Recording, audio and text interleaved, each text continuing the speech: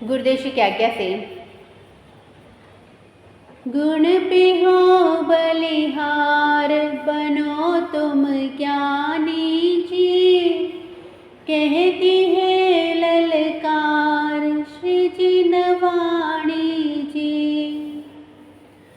जब जल और दूध मिलाकर कोई हंस के आगे धरता, वह केवल दूध ही पीकर झट पेट है अपना भरता, तजता पानी जी, कहती है ललकार श्री जिनवाणी जी। जो बालों में हो चीनी ना चींटी देर लगाती, वह छोड़ के फीका रेता बस मीठा ही है खाती, बड़ी सयानी जी, कहती है ललकार श्री जिनवाणी जी। है देखा छाछ सभी ने हर चीज जो साफ बनाता, वह सार सार को रख कर सब कंकड़ फूस गिराता, रीत पुरानी जी, कहती है ललकार श्री जिनवाणी जी। जल जलधि का जो खारा जब बादल है पी जाता, वहाँ उसको मधुर बनाकर फिर मोती है बरसाता, कैसा दानी जी, कहती है ललकार श्री जिनवाणी जी। हे कोयल चाहे काली सुन बोली खुश हो जाती, विष विषधर का तज चंदन बस मणि वहाँ से लाते, उत्तम प्राणी जी, कहती है ललकार श्री जिनवाणी जी। गुण पे हो बलिहार बनो तुम ज्ञानी जी, कहती है ललकार श्री जिनवाणी जी। गुरुदेव की आज्ञा से आठवां बंधु जिनवाणी प्राणी मात्र का अज्ञान तिमिर अंधकार को हटाकर ज्ञान कुंज प्रकाश को प्रकट कराती थी।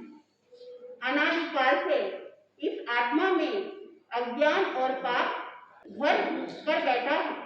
बंधुओं, इसको क्या करना है? आवश्यक है कि वहां पर कृष्ण पक्ष से निकलकर शुक्ल पक्ष में प्रवेश होना है। बंधुओं, जो कृष्ण पक्षी होगा, जो मिथ्यादर्शी होगा, वहां पर दूसरों के अवगुण को देखेगा।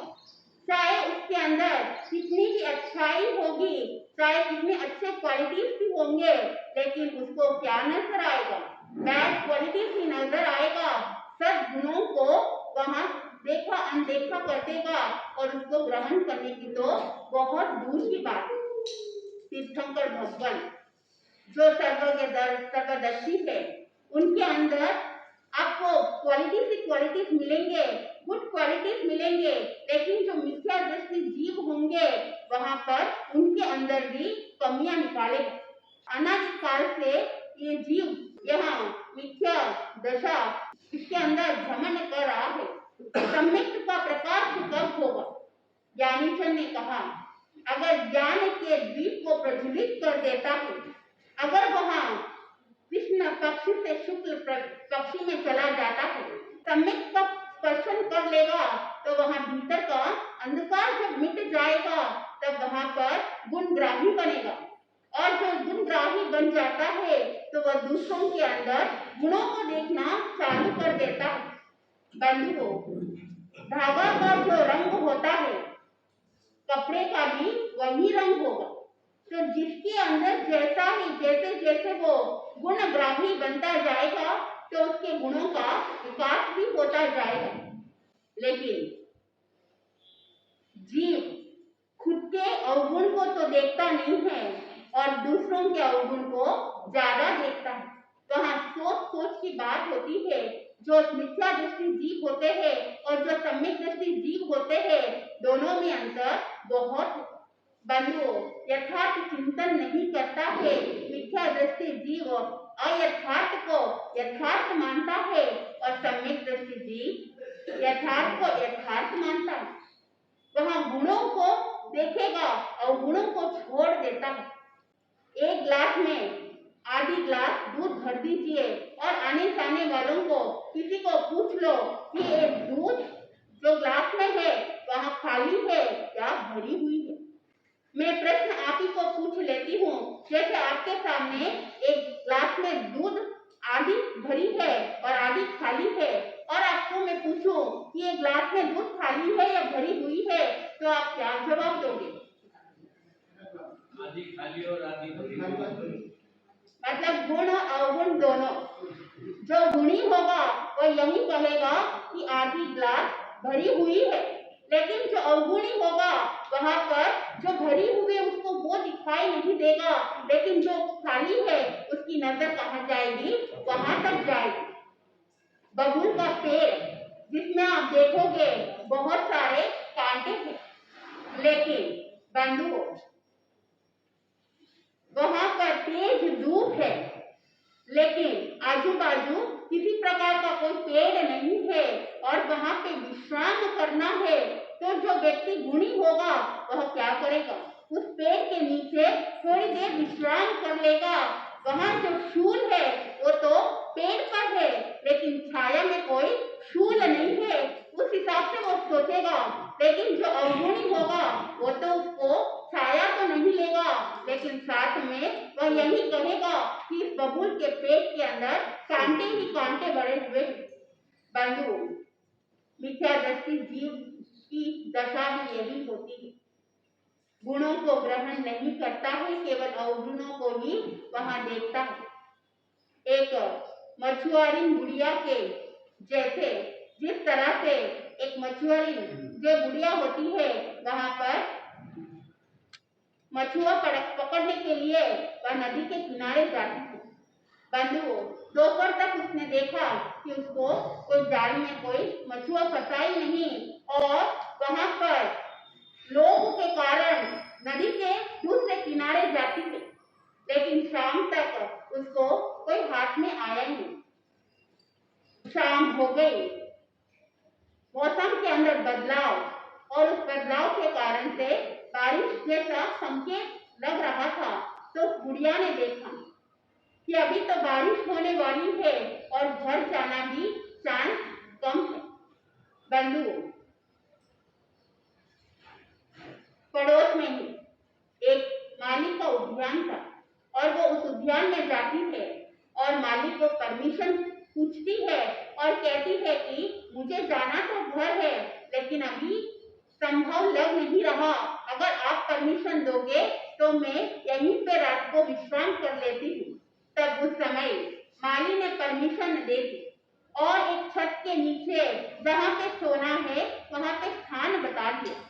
बंधुओं, वह गुड़िया जो फूल के अंदर जो सुगंध आने वाली है उसको वो लगती है बुरी, और जो गंध होती है जो दुर्गंध होती है उसको बहुत अच्छी लगती थी।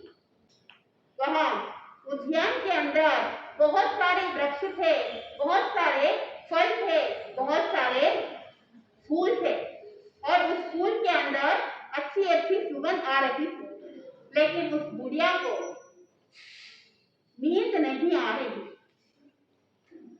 एक तो बुढ़ापे के कारण से या तो नींद आ नहीं सकती या तो फिर बंधुओं आजकल के युवा के अंदर या लेडीज के अंदर जिनको भी आप देख लीजिए वहां पर पहले तो जल्दी सोने की आदत होती थी तो वहां पर रूटीन बहुत अच्छी बनी रहती थी, लेकिन धीरे धीरे टेक्नोलॉजी के कारण से और खुद के ही लापरवाही के कारण से वहां पे लेट नाइट पार्टी करके आते हैं, लेट नाइट वहां भोजन करते हैं, लेट नाइट सोते हैं, उसके कारण से नींद डिस्टर्ब सहज में हो गई। फिर अगर आप चाहते हैं कि मैं जल्दी सोऊं तो क्या वो हो सकता है? बंधुओं, वो आदत को चेंज करना थोड़ा मुश्किल हो जाता है, तो उसको चेंज करने के लिए आप पुरुषार्थ करोगे। ज्ञानेश्वर ने कहा अगर समय पर सोओगे तो वहां पर समय पर उठ सकते हो, तो आपकी जो दिनचर्या होगी वह क्या होगी? वहाँ प्रॉपर होगी, आपका वर्क जो होगा वह व्यवस्थित टाइम पर कर सकते हो। लेकिन भोजन भी लेट करने के कारण से वहां पे टाइम पर पानी नहीं पीने के कारण से वहां सो जाता है, फिर उसके बाद पेट के अंदर बहुत सारी बीमारियां चालू हो जाती है, वहां पे फूड डाइजेस्ट नहीं हो पाता है, क्योंकि वहां फूड जो डाइजेस्ट होने के लिए जो जठरांगनी तेज होनी चाहिए वहां नहीं हो पाता और अंदर भोजन सड़ जाता है और वहां पे अजीर्ण हो जाता है। तो इस तरह से एक अगर कंप्लीट नींद नहीं होती है तो वहां साधक का मानसिक संतुलन भी बिगड़ जाता है और साथ में शारीरिक प्रॉब्लम भी क्रिएट हो जाती है। इसलिए ज्ञानी जन ने कहा कि जल्दी खाना और समय पर सोना। वहां बुढ़िया एड्स का प्रभाव था, उसको नींद नहीं आ रही थी, अब उस स्थान से उसको दूसरी जगह जाना है, लेकिन वो भी नहीं हो रहा था कि ऐसे आकाश के अंदर बादल छाए हुए हैं और बिजली कड़क रही है। बुढ़िया को समझ नहीं आया कि मुझे नींद क्यों नहीं आ रही। तब उसने ध्यान लगाया और उसने देखा कि उसके चारों तरफ वहां सुगंधित फूल थे। बंधुओं, उसको वो सुगंधित फूल अच्छे नहीं लग रहे थे। फूल के अंदर सुगंध ना हो, क्या कभी ऐसा हो सकता है? शक्कर के अंदर अगर मिठास नहीं हो तो क्या ये संभव है? बंधुओं, सागर के अंदर पानी नहीं होवे तो क्या संभव है? संभव नहीं है। तो हीरे के अंदर अगर चाय की प्रकाश नहीं होवे तो क्या संभव है? नहीं है। तो वो फूल के अंदर भी महकती सुगंध आ रही थी और वह सुगंध चारों तरफ फैली हुई थी और वह बुढ़िया को बिल्कुल अच्छा नहीं लग रहा था। तो उसने देखा अब करना तो क्या करना, सोना ही है, नींद भी आ रही है, लेकिन एक फूल मुझे तकलीफ दे रही है। तो उसने क्या किया, टोकरी थी, जिस टोकरी के अंदर वह मछुआ आती है वो उस टोकरी में डालती और वहां बाजार में सेल करती, तो उस टोकरी के अंदर उसकी गंध थी। बंधुओं, वह टोकरी को अपने मुंह के पास रख लेती है, ऐसा रखती है कि बाहर का कोई भी फूल का जो भी सुगंध है उसके नाक तक नहीं पहुंची। नाक का स्वभाव है कि वहां पर स्मेल करना।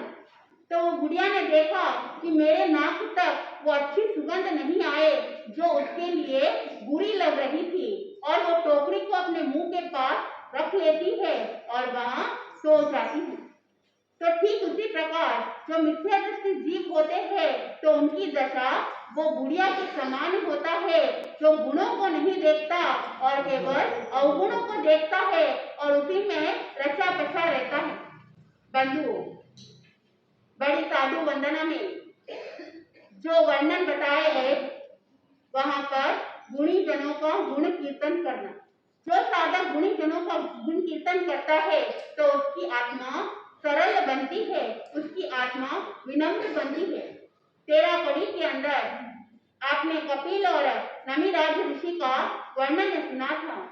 अब आगे 14वीं कड़ी के अंदर आपको सुनने को मिलेगा हरिकेशी बल मुनि किस तरह से चांडाल कुल में जन्म लिए, ऐसा क्या कार्य किया पूर्व भव में जिनको चांडाल कुल के अंदर जन्म लेना पड़ा।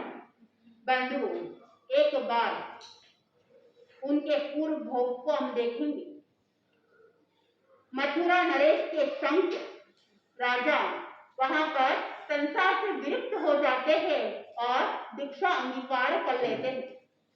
जब वहां पर विहार करते हुए वहां हस्तिनापुर पधारते हैं और वहां गोष्ठी के लिए जब निकलते हैं, उस वहां पर जो भी ऐसी गली में पहुंचे जहां पे कोई लोगों का आवागमन नहीं था, वहां कोई नहीं था कि आगे कहाँ जाना, उनको रास्ता पता नहीं चल रहा था।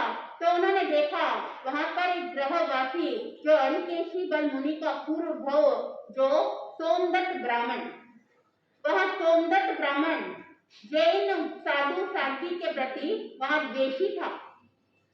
और जैसे ही शंख मुनि ने उसको पूछा कि मुझे आगे जाना है तो किस मार्ग से जाना, बंधुओं उसने सोचा कि बहुत ही अच्छा मौका है कि इनको किस तरह से कष्ट दूं।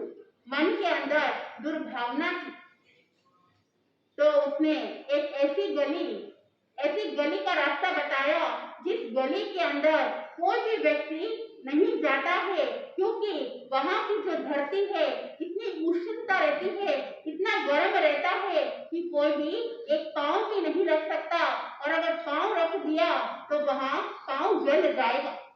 सोमदत्त ब्राह्मण उस गली की तरफ से वो इशारा कर देता है कि आप इस मार्ग से आगे पधारिए।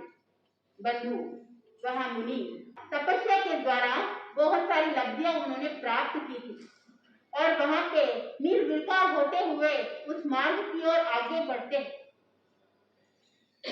चेहरे पे वो तेज था, वो शांत सौम्य चेहरा, और जैसे जैसे आगे बढ़ते गए, जैसे ही उस गली में कदम बढ़ाया तो वहां सोमदत्त ब्राह्मण ने देखा कि अब मैं जाकर देखता हूँ कि अब तो वहां पर उनके पैर जलेंगे, उनको तकलीफ होंगी। बंधुओं किस तरह से दुर्भावना थी। लेकिन शंख मुनि जैसे जैसे आगे बढ़ रहे थे, उनको तो किसी प्रकार की कोई तकलीफ नहीं हो रही थी, क्योंकि उनका ब्रह्मचर्य का वो बल, उनका तपस्या का वो बल, उनकी साधना का वो बल था। और जैसे जैसे आगे बढ़े, कदम आगे बढ़ाते गए, इधर सोमदत्त ब्राह्मण ने देखा अब मैं जाऊंगा, अब मैं देखूंगा। वो अपने घर से निकलता है और उस गली के पास आता है। बंधुओं शंख मुनि उस गली को क्रॉस कर लेते हैं। यहाँ ब्राह्मण ने देखा कि मुनि को तो कुछ भी नहीं हुआ। जहां जहां पे मुनि के पैर पड़े हुए थे वहां पर मानो ऐसा लग रहा कि शीतलता का अनुभव हो रहा है। उसने भी वहां देखा कि वहां पे तो पूरा ही रूप बदला हुआ था, और दूसरा जो स्थान था वहां पर तो गरम गरम महसूस हो रहा था। बंधुओं वहां सोमदत्त ब्राह्मण के मन में विचार आया कि इनकी करनी कैसे भी होगी, लेकिन ये तो बहुत क्रियानिष्ठ है, और वहां पर अपनी गलती का क्षमा याचना करता है, मुनि के पास जाकर पूरी बात बताता है और वहां पे माफी मांगता है और उनका शिष्यत्व बन जाता है, उनके पास दीक्षा अंगीकार कर लेता है। बंधुओं दीक्षा ले ली, अच्छी तरह से संयम का पालन कर रहा था, लेकिन फिर भी मन के अंदर एक बात रह गई, क्योंकि वहां सोमदत्त ब्राह्मण कुल से था। मन में विचार आया कि साधु साध्वी की करनी अच्छी होती है, तपस्या करते हैं, बहुत संयम को अच्छी तरह से पालन सब कर लेते हैं, लेकिन इनके अंदर एक कमी है कि ये स्नान नहीं करते हैं। उसके मन में ऐसा विचार आया, और जो ब्राह्मण कुल के होते हैं वो नित्य स्नान करते हैं, अपनी शुद्धि का ध्यान रखते हैं। बंधुओं पूर्व प्रवचन में आपने समी जी के मुखारविंद से सुना था कि जैन साधु का प्रभाव क्या होता है, और वहां पे कौन सा स्नान करते हैं, वह धूप स्नान करते हैं। लेकिन सोमदत्त ब्राह्मण के अंदर तो वो द्वेष भावना थी। अंत समय के अंदर वहां सोमदत्त ब्राह्मण जो मुनि बन गया था, वह आलोचना नहीं की, प्रायश्चित नहीं किया, और वहां से काल करके सोमदत्त देवलोक में उत्पन्न होता है। बंधुओं, फिर वहां का अवधि को पूर्ण करके वापस चंडाल जाति के अधिपति बलि को उसकी पत्नी गौरी के गर्भ में वह आता है और जब उसका जन्म हुआ उसका नाम बलि रखा। बंधुओं, किसके कारण से? पूर्व भाव के अंदर उसने अहंकार किया था, रूप का अहंकार किया, जाति का अहंकार किया, कुल का अहंकार किया। जो साधक चाहे तप के अंदर अहंकार करो, चाहे ज्ञान के अंदर अहंकार करो, चाहे सुख हो, चाहे ऐश्वर्य हो, चाहे लाभ हो, ये 8 प्रकार के जो मत बताए, मत यानी अहंकार, जो इन 8 प्रकारों का अहंकार करता है तो वह आगे जाकर नीच गोत्र के अंदर उत्पन्न होना पड़ता है। तो वह सोमदत्त ब्राह्मण ने भी अपने कुल का रूप का अहंकार करने के कारण से वह चंडाल जाति के अंदर उत्पन्न हुआ और उसका चेहरा इतना काला कलुटा था, इतना बेडोल था, उसके बाल झाड़ू की तरह से खड़े होते थे और उसके नाक लक्षण कुछ भी नहीं था। कोई भी देखने के लिए इच्छा नहीं रखते थे, उसको कोई भी पसंद नहीं करते थे। बंधुओं, कर्म तो खुद ने किए हैं तो वहां पर वैसे ही कर्म उदय में आए। वह कहीं पे भी जाता है, अपने सोचा कि मित्रों के साथ मैं खेल लेता हूँ, लेकिन वहां उनको दुत्कार देते हैं और वो अकेला पड़ जाता है। एक बार वह मित्रों के साथ जैसे ही वह खेलने के लिए गया, ठीक वैसे ही हुआ, उसको दुत्कार दिया और वहां झगड़ालू बन जाता है। किसी से भी बात करता है तो वो झगड़ता ही रहता है, उसके अंदर वो क्रोध की भावना, गुस्से की भावना भरी रहती है। एक पेड़ के नीचे जाकर उदास होकर बैठ जाता है, क्योंकि कोई भी पसंद नहीं करता। तो उसके सामने एक दृश्य उसने देखा कि एक ऐसा सड़क जो तेज गति से वो जा रहा था। तो गांव वासियों में वहां कुछ लोगों ने लाठी लेकर उस सड़क के पीछे भाग रहे थे और उस सड़क को पत्थर से लाठी से मार दिया और वह सड़क मर गई। बातें चल रही थी कि किसी ने कहा ये सड़क क्या है, बहुत ही विषैली है और ये किसी को काट लेता है तो उसकी जान चली जाती है, इसलिए इसको मार दी।